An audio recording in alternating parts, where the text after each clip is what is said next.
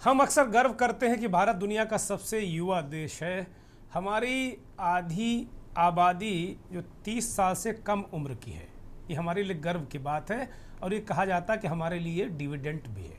लेकिन आज इसी गर्व के पीछे छिपी एक ऐसी कड़वी और चौंकाने वाली हकीकत आपके सामने रखने जा रहा हूँ, जिसे अगर समय रहते नहीं समझा गया तो आने वाली पीढ़ियाँ हमें कभी माफ़ नहीं करेंगे। दरअसल सरकारी सैंपल रजिस्ट्रेशन सिस्टम SRS की एक ताज़ा रिपोर्ट आई है। इस रिपोर्ट के मुताबिक भारत की जो जन्म दर है, प्रजनन दर है, TRF है, वो अपने आप में टोटल फर्टिलिटी रेट TFR वो घटकर 1.9 पर आ गई है।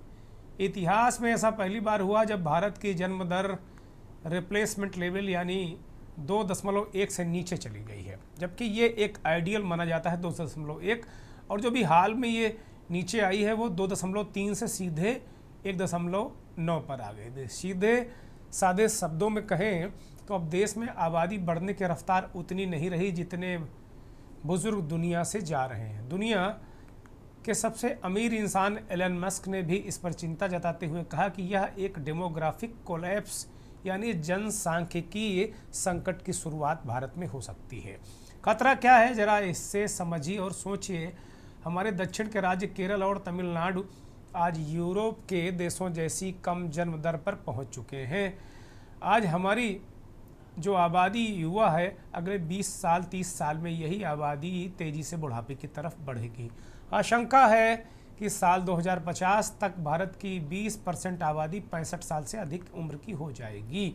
चीन ने अपनी वन चाइल्ड पॉलिसी के चक्कर में खुद को इस दलदल में फंसा लिया और आज वो भुगत रहा है। भारत के सामने चुनौती और भी बड़ी है। हमारे पास अमीर बनने के लिए, विकसित देश बनने के लिए सिर्फ अगले 25-30 साल हैं।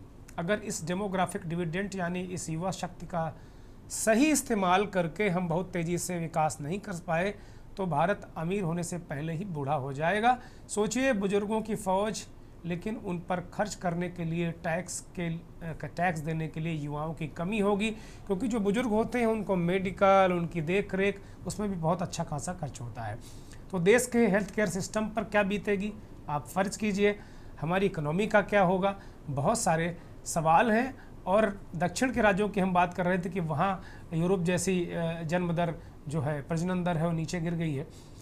दिल्ली 1.3, देश की राजधानी में जो TFR है 1.3 पहुँच गया है। तो कुल मिलाकर अगर देखा जाए तो अपने आप में ये चिंता है।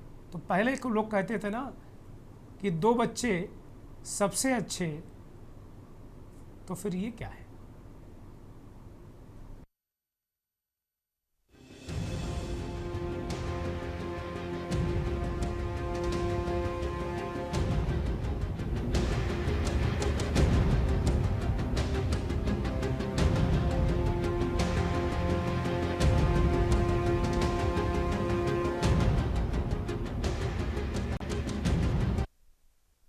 अभी मामला चर्चा में इसलिए ज़्यादा आ गया कि एलन मस्क ने एक्स पोस्ट कर दिया।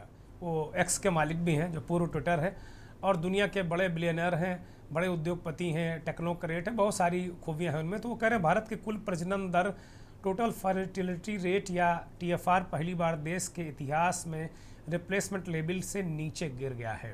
रिप्लेसमेंट लेवल का मतलब है 2.1 बच्चे प्रति महिला। इतने बच्चे होने पर आबादी खुद को रिप्लेस कर सकती है, मतलब न बढ़ती है न घटती है। यानी एक महिला पर 2.1 बच्चा, यानी 2 बच्चे लगभग।